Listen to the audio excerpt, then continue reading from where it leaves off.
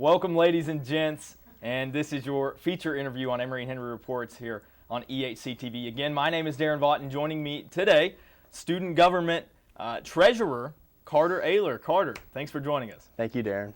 And Carter, I mentioned you are the treasurer for the SGA. Just talk about some of your roles and responsibilities from semester to semester as the treasurer.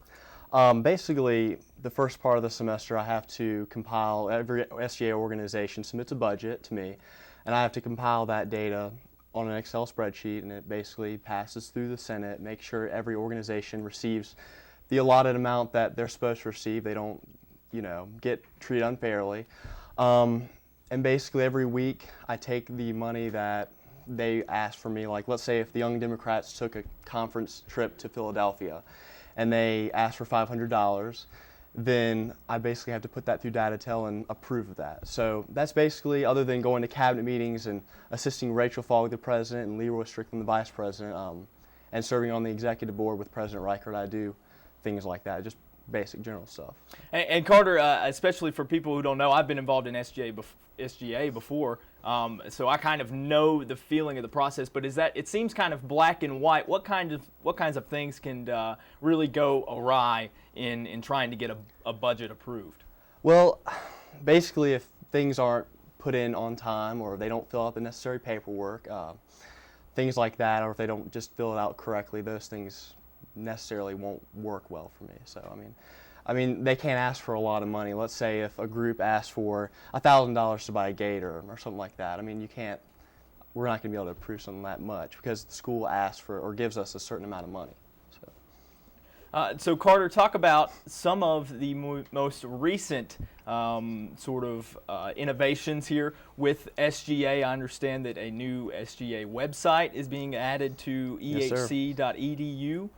Yeah, actually, Rachel's been working on that all semester, and hopefully, what her goal is after the Senate meetings, we have a website where we can post notes and stuff and bills that we pass on this website, so that people can see what SGA is up to, and that if they have concerns or comments, they can take that to their senator and say, hey, I don't agree with this bill, or hey, I want this to be done around campus. Things like that. Just more transparency would be better for SGA and for everybody, honestly. So. And you mentioned Senate meetings. Again, another process people may not be entirely familiar with here on campus. Take me through a Senate meeting. I guess they're held once a month. Take me through the monthly Senate meeting. So basically, like you said, they're held once a month, and let's say Carragher is a district. Each senator from each district shows up once a month, and they basically are assigned to a different committee, and those committees meet a couple times before the Senate meeting, and they bring before bills to the Senate meeting, and they try to pass it and talk about it and how basically they can better the campus in those ways. So. Okay, so obviously, you mentioned Carragher. That is a dormitory here on campus. Each dorm has their own representatives, right. And commuters are also available to be representatives for the commuter, party as far as right. students are concerned. Well, Carter, there's another addition to the campus that's up and coming. The McAdoo's restaurant is creating a big stir around campus. SGA having a part to do in that. More particularly, last year's SGA, and your older brother actually, Richard, was a big part of that process. Richard was the SGA president last year. It's funny because they obviously know your Richard's brother, and you're active in SGA. Does that ever any maybe sort of pressure? Because Richard did a great job while he was here. No, honestly, not at all. I really enjoyed working with Richard last year, and he was here for the McAdoo's opening, and he was the one that actually formed the Deli Committee. That was the main reason why Richard Malker, who is the founder or owner of McAdoo's, the reason why he saw that article in the White Topper, actually, the person who used to work for the Office of Institutional Advancement, Deal Tompkins, he showed that article to Richard Malker, and that's what sparked his interest. But no, I've enjoyed Richard. I call him every day and talk to him about SGA stuff. He's very interested in those things, so he's very helpful. But that's good. So obviously he had a lot of influence on your interests with Definitely. You two growing up together. Describe some of those happenings.